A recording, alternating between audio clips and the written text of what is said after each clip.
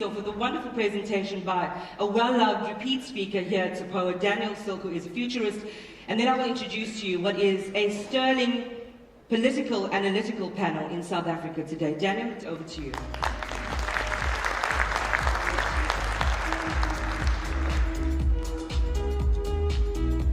Right, if the clicker can be restored to me, I will click my way into the presentation. There it comes, the click man. That picture is about 20 years old. I really must get SAPOA to update the picture. You've got to admit these things. You can't just talk over them. Thank you very, very much, SAPOA. Thank you, Iman, for the very kind introduction. What a privilege it is for me to be here. And thank you in particular to Neil for inviting me back to come and give you a very short overview and perhaps introduce some discussion points for our broader discussion on the South African political future. You've had a lot of input over the course of the last 24 hours. I hope at least just to add some pearls of wisdom, or perhaps just half a pearl of wisdom in the next 20 minutes or so. We're going to talk predominantly about domestic South Africa, I would imagine, in our panel discussion. But I think it bears mentioning, and I'm sure it came up yesterday in the debate on the economy, that a lot of our problems are not necessarily at the moment just because of us. Yes, we have, as a country, been highly successful in creating our own problems for ourselves, being our own worst enemy. But I must just tell you that when you look at what's happening in the rest of the world, those big geopolitical risks that are emerging in the world, a change in relationship between the United States and her traditional partners. And I love this photograph that was tweeted out by Angela Merkel at the G7 summit. I love it, but what I love even more is to see what the next photograph is immediately after this one. And the next photograph is much more evocative of what happened immediately after this confrontation between Merkel and Trump. That's what happened immediately after the confrontation with Merkel and Trump, when Trump threw his toys out of the cot, or perhaps the pasta off his serving tray. The relationships are changing, and changing quite dramatically in the world, and they're having a profound effect on not just the G7 partnership, but clearly on global finance, economics, and geopolitical risk as well. And we, as an emerging market, and may I say a relatively poorly performing emerging market, simply don't have the sustenance to battle some of these big changes that are taking place. There are new courtships in town, my friend. Suddenly, Kim is looking a lot more attractive than Justin in Canada. What a dramatic change. And again, the nature of the world shifting quite substantially.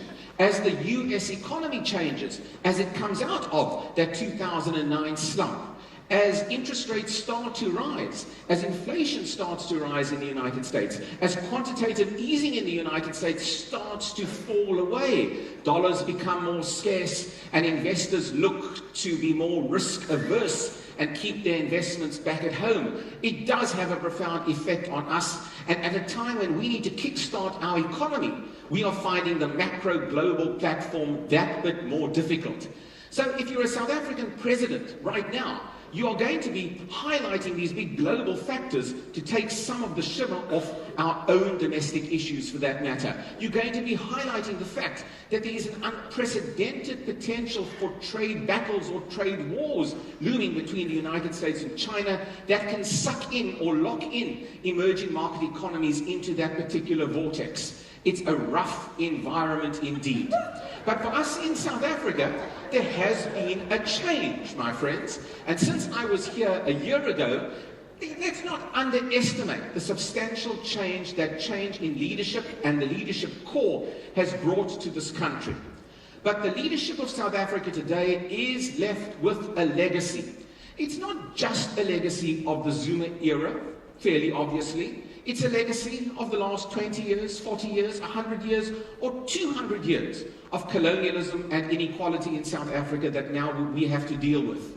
But the immediate last 20 years just look as though we haven't been able to make any kind of major dent in reducing inequality, in growing our economy. Those two graphs from the Zuma era, broadly speaking, go in the wrong direction, as you can see on the screen.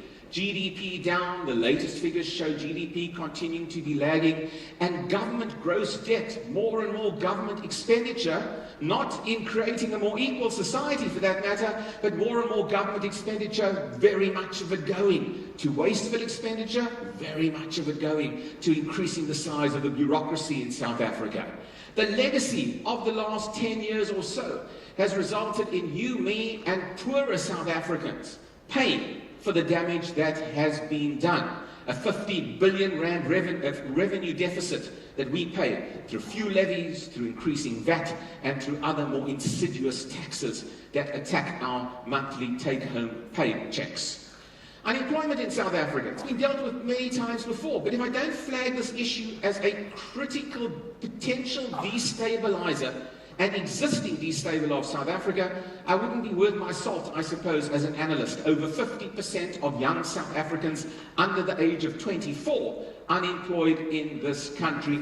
And again, we've made little dent, as you can see in terms of the graph, not just in the Zuma era, but over the last 15, 20 years, little dent in alleviating this particular issue. So it's not surprising, therefore, that those big global issues that are now disrupting the world to a great degree are beginning to have a substantial disruption effect in South Africa. And it's a complex graph and chart, and don't worry about it. And if you want to, link in with me, and I'll give you some of these charts, and not the pictures, by the way, I'll give you some of the charts.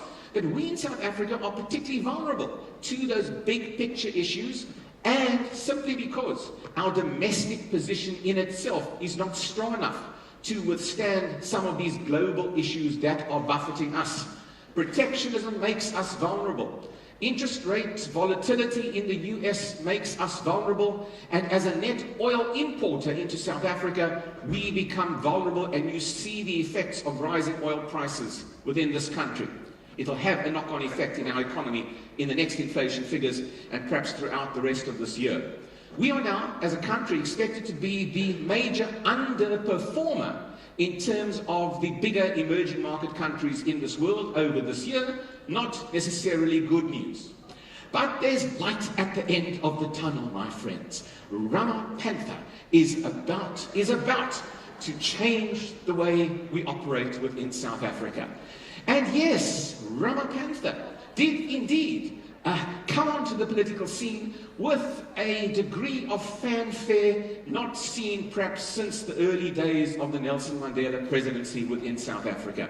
And that fanfare was particularly visible on the beachfront promenade of Sea Point in Cape Town, where Ramaphosa went jogging with his good friend Trevor Manuel, embraced, I might add, by a coterie of loyal DA supporters in that particular lovely promenade. That was the heady days, my friends, of Ramaphosa. And what was the essential key issue that we needed to immediately tackle? The key issue was institutional reform in this country, building a more capable state. It's not just important, I might add, for delivery to all South Africans and for reducing inequality. It's also important ideologically for the ANC that still believes in the importance of a developmental state. If your own ideology and philosophy of big state is ineffective, you cannot sell that philosophy to your own electorate. So you need to clear up this act from a delivery and from an ideological point of view as well. So to coin a term well used, I might add, by President Trump, it's clearly necessary in South Africa to drain the swamp of the rot that we have experienced. And my Mani yesterday, as you heard, spoke about the rot in local government and how that has exacerbated the inequalities between those who can afford to withstand inefficiencies at institutional level and those that simply don't have the resources. So the draining of the rot has indeed begun, but it's a very tough job indeed. And I believe that the Minister of Draining the Rot, by the way, Pravin Gordhan, that's his new title, Drainer-in-Chief, one could very well argue, is going to have it quite tough to begin that turnaround of some of those big SOEs that sap the tax rands out of your pockets and out of the pockets of the poor as well. But let's be fair, we've just begun. We've just begun a very different, difficult process The state capture inquiry hasn't quite kick-started itself. And let's see whether that has legs and political chutzpah, to use a term, to indeed bring those to book who should be brought to book. That's the good part of what we've seen emerge in South Africa over the course of the last 3 months or so. But there's another set of instabilities. And I suppose we're a country that continually battles these instabilities and manages to at least manage them. We don't always do a good job of getting them out of the picture. We tend to manage our instabilities in South Africa. Within the ANC, though, it's going to be a very tough job for President Ramaphosa, and is already, to exert the necessary influence he needs to drain the swamp and to kickstart this new dawn that he talks about. It was a narrow victory at the end of last year. And the victory was accompanied not only by the legacy of the rot of the past, but the victory was accompanied by a whole host of other personalities elected who were perhaps antithetical to the Ramaphosa view of the world. Not everybody was happy about the victory of Ramaphosa, by the way, as facial expressions tend to tell in this particular image. A looming election brings us into a very critical and potentially volatile year in South Africa going forward. And that volatility has been exacerbated in this city, a hotbed of political activity, by the way, not just the province, but this city, only a few weeks ago. The emergence of an interesting coalition of forces, clearly critical of the reform-minded Ramaphosa, clearly still on the side of those who have enjoyed patronage in the past, is forming within South Africa. And this does pose a threat to the efficiency of the Ramaphosa New Dawn philosophy that we are seeing. I love looking at some of those characters that made themselves available for their stage performance after former President Zuma's court appearance, particularly liking that picture, Hlaudi Motsoeneng's image there on the third from the left, in case you haven't seen Hlaudi for some time. But South Africa in itself is also beset at the moment by frustrations. And again, frustrations as a result of the past, frustrations as a result of policy failure over the course of the last 10 years or so. It's no surprise that there are disruptions, service delivery protest, violent protest in a society of this level of inequality, and also in a society where opportunity has become so scarce. The rot of the last 10 years has sucked opportunity out of our potential to grow economically. And therefore, the clamoring for land, clamoring for assets and access to assets, access to collateral, which land offers, is, I think, probably fairly natural. The question, as you've heard yesterday in the debate, is how best to manage that. For Ramaphosa, these are all serious challenges as we move into an election year. A year in which he desperately needs a mandate. Here is a president who won the job, the top job, on a razor-thin majority, with a poisoned chalice, in a sense, of how to deliver. What he still needs to do is deliver an electoral victory to his voters so as to shore up his strength within the ANC and enable him to reform over the course of the next few years or so. The tensions in the trade union movements make that also difficult for him. And on the ground, you can discuss all the fancy things you want to discuss, but on the ground, South African consumers, and in particular the poor, are feeling the crunch, as this headline from yesterday, I think it was, or this morning, epitomizes. There is a crunch in South Africa for consumers. It does affect the psyche of South Africans. And in other parts of the world, if you are moving into an election cycle, the last thing you want are bread and butter issues like this plaguing your election campaign. The economy has to begin to show some green shoots. Otherwise, bread and butter politics is going to become more of an issue in South Africa. And by the way, there's always issues surrounding load shedding and Eskom that just seem to rear their heads time and time again. So the South African political scene, therefore, more fluid than it has been for some time as a result of the past poor performance, a better hope for the Ramaphosa era, but also a battle royal between different political forces and interest groups attempting, at least, to capitalize and leverage all of these levels of instability for themselves. Both these two are going to try and push the ANC to below 50% next year or so, but they have their own problems, both these two political parties. For the DA, they have a mayor in Cape Town who seems to be permanently on a removal truck, not quite sure where her actual office is, and in fact that office might well not be there anymore over the course of the next few weeks or so. It's a serious blight for the DA in terms of denting its credibility in its flagship city, not to mention problems in George and Knysna in the flagship province of the Western Cape as well. The problem for the DA on this issue is that it undermines their core support base. And whatever the DA says about attracting new black support, its minority support, and in particular white and coloured support, have to turn out in big number for it to enjoy the benefits of proportional representation. The party has a lot of work to do to keep its base happy, just to get back to an even keel.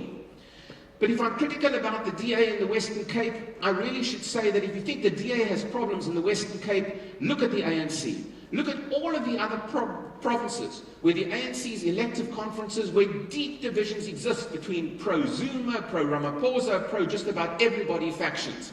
It's not just the Western Cape, and it's not just the DA that have issues. And for Julius Malema, whose strategy in the early days of the Ramaphosa administration was to get into the head of Ramaphosa and try and direct, in particular, the land debate according to the Malema view of the world, it's also becoming somewhat difficult as the ANC seems to have expropriated without compensation the land issue for themselves and taken the wind out of the sails of the EFF as well. The EFF will rue the day that it wanted something without expropriation. The ANC has indeed taken that policy without expropriation from the EFF as well. So finally, my friends, on the political front, what is the biggest challenge for Ramaphosa? Yeah, all of these political challenges together. But ultimately, in the next year or so, we need a sea change in policy within South Africa. I'm getting old saying this to audiences across this country. But we need policy, we need best practice policy, and policy that is not dictated to by gatekeepers or narrow ideological groupings within the ruling entity. The policy framework is tough. The new mining charter certainly doesn't look as though it's a policy that's going to attract large swathes of foreign direct investment.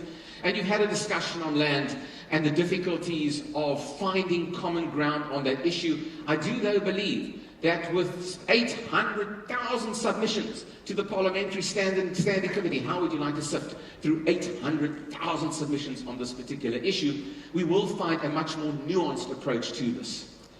So the opportunity is there for dialogue, and that's what I like about the Ramaphosa regime at the moment. An indication of a willingness to spread the debate about future policy alternatives to South Africa, not just amongst the ANC, but amongst you and me and a wider grouping of South Africans. The Presidential Economic Advisory Committee, let it begin, please, immediately. A jobs summit, let it happen immediately. A social sector summit, absolutely, and a digitization summit to kickstart us into the fourth industrial revolution, let it happen immediately. This is a willingness to at least be more macro-oriented, to find a compact on policy that goes beyond the narrow confines of the ANC itself.